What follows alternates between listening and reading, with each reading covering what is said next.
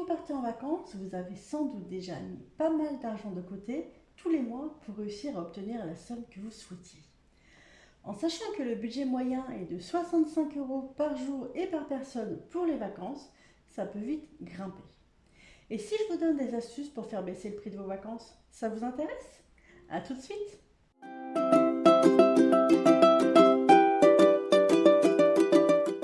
Bonjour et bienvenue sur la chaîne Merci Budget, j'espère que vous allez bien. Si vous ne me connaissez pas, je m'appelle Géraldine, je suis salariée et j'ai en plus cette chaîne YouTube dans le but de vous aider à atteindre vos objectifs financiers. Si vous souhaitez reprendre vos finances en main, que vous voulez des astuces, des bons plans pour faire des économies, vous êtes au bon endroit. Alors, avec un budget moyen de 65 € par jour et par personne pour les vacances, si vous êtes une famille de 4 personnes et que vous partez une semaine, votre budget moyen sera de 1820 €. C'est une somme conséquente, mais normalement, vous avez déjà à peu près la somme nécessaire, ou en tout cas, vous vous en rapprochez. Et si ce n'est pas le cas, c'est que vous n'avez pas fait votre budget prévisionnel annuel. Et à ce moment-là, juste après cette vidéo, allez voir celle-ci qui vous expliquera tout en détail. Mais en attendant, restez avec moi car je vais vous dévoiler des astuces pour faire des économies sur vos vacances. Alors, on commence tout de suite avec la première astuce qui concerne les réservations de billets de train ou d'avion. Alors, sur certains sites internet, pas tous heureusement, lorsque vous faites une recherche de billets de train ou de billets d'avion et que vous faites des comparatifs, les entreprises et donc les sites sur lesquels vous allez repèrent que vous êtes intéressé grâce à votre adresse IP. Vous allez revenir plusieurs fois sur la page puisque vous faites des comparatifs et là, les prix peuvent augmenter sans qu'il y ait aucune raison et en plus juste à quelques minutes d'intervalle. En fait, c'est une technique qui crée l'urgence. La personne va vouloir acheter rapidement car elle a peur que les prix augmentent encore plus. Alors là, notre but va être de ne pas se faire repérer par ces entreprises. Et la méthode consiste à faire les choses en deux fois. Donc, dans un premier temps, vous allez faire vos recherches normalement. Puis ensuite, pour valider la réservation, vous allez faire ça depuis un autre appareil, depuis un navigateur différent ou encore avec une navigation privée. Comme ça, le site de réservation ne saura pas que c'est toi qui as cherché pendant des jours, qui a fait des comparatifs de prix, et donc n'augmentera pas les prix exprès. Si tu as aimé cette astuce, n'oublie pas de mettre un petit j'aime ou un commentaire. La deuxième astuce concerne les trajets en voiture. Là, l'idée va être d'opter pour une conduite écologique. Qu'est-ce qu'une conduite écologique? Ça veut dire rouler avec souplesse, donc ne pas avoir des trop fortes accélérations, ne pas freiner trop brutalement, rouler si on peut avec le régulateur de vitesse. En fait, plus on roule à une allure constante, plus on passe les rapports au bon moment et plus on aura une conduite écologique. On peut aussi éviter de trop surcharger la voiture puisque ça va augmenter la consommation. Et pareil pour la climatisation, essayer de l'éviter au maximum. On évite également de rouler les fenêtres ouvertes si on roule très vite. Après, bien sûr, ne faites pas un sauna dans votre voiture, mais si vous pouvez réduire un petit peu, ça ne sera pas plus mal. Autre petite astuce, vous pouvez baisser un petit peu votre vitesse. En fait, on peut faire de grosses économies sur le carburant. Parce que si on diminue notre vitesse de 10 km/h en moyenne, on économise 10% de carburant. C'est quand même énorme. Si par exemple, là pour mes vacances, on estime que je dépense 300 € en carburant, ça veut dire que je peux gagner 30 €. Donc de quoi quand même se faire une petite sortie en plus. Et en plus, vous faites un geste pour la planète, car vous polluez moins. Ensuite, pensez à faire réviser votre voiture avant de partir. Pensez à gonfler vos pneus, parce que ça évitera une surconsommation.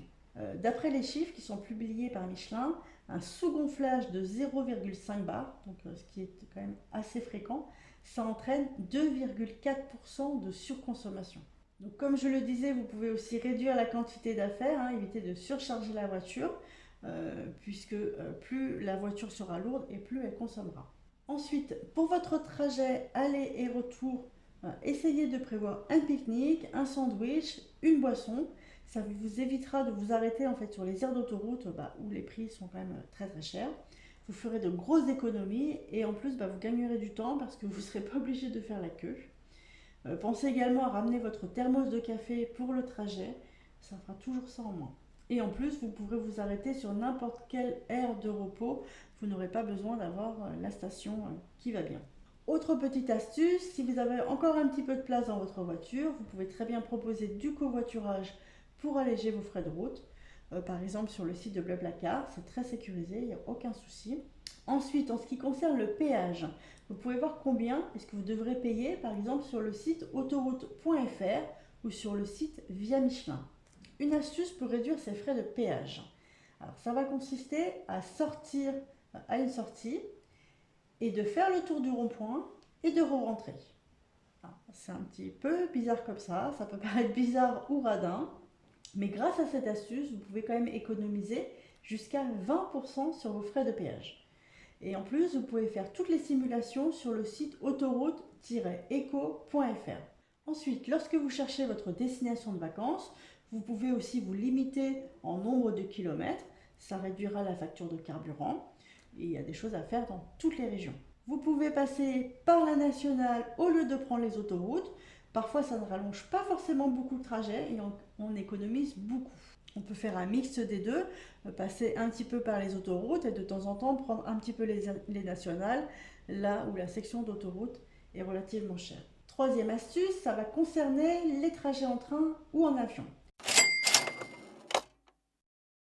Alors, si vous partez en train ou si vous partez en avion, vous pouvez faire des comparatifs de prix, par exemple sur le site kayak.fr ou alors sur le site Skyscanner.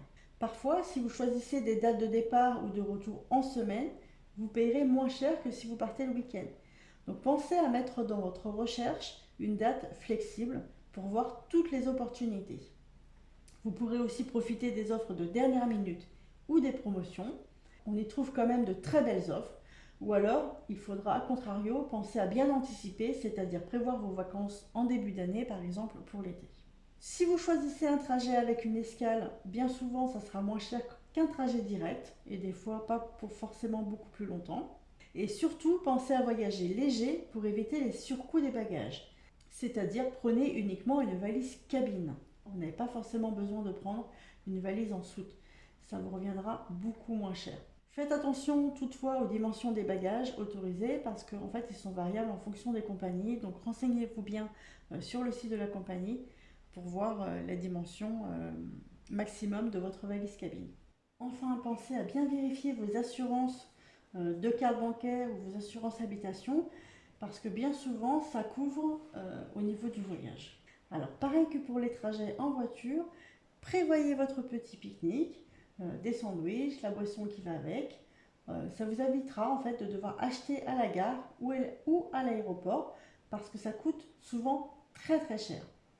Par contre, il faut savoir que vous ne pourrez pas prendre l'avion avec, donc il faudra manger avant. Si vous avez un long trajet, de toute façon, votre repas sera compris dans l'avion. Autre petite astuce, avant votre départ, pensez à acheter certaines choses qui peuvent coûter plus cher là où vous serez. Par exemple, si vous partez en bord de mer, essayez d'acheter les jouets des enfants avant, les seaux, les pelles, etc. Parce que sinon, sur place, dans le magasin touristique, vous le payerez beaucoup plus cher. Si vous partez à l'étranger, il peut être bon aussi d'emmener certains produits, comme par exemple la nourriture pour les bébés, certains médicaments ou alors les produits solaires, parce que vous les payerez aussi moins cher ici. La quatrième astuce concerne le logement. Alors, il existe différentes solutions pour payer son logement moins cher. Vous pouvez par exemple partir en auberge jeunesse, en camping avec peu de prestations, ou alors en location entre particuliers. Pour les hôtels, faites attention à toutes les plateformes en ligne qui vous poussent un petit peu à l'achat.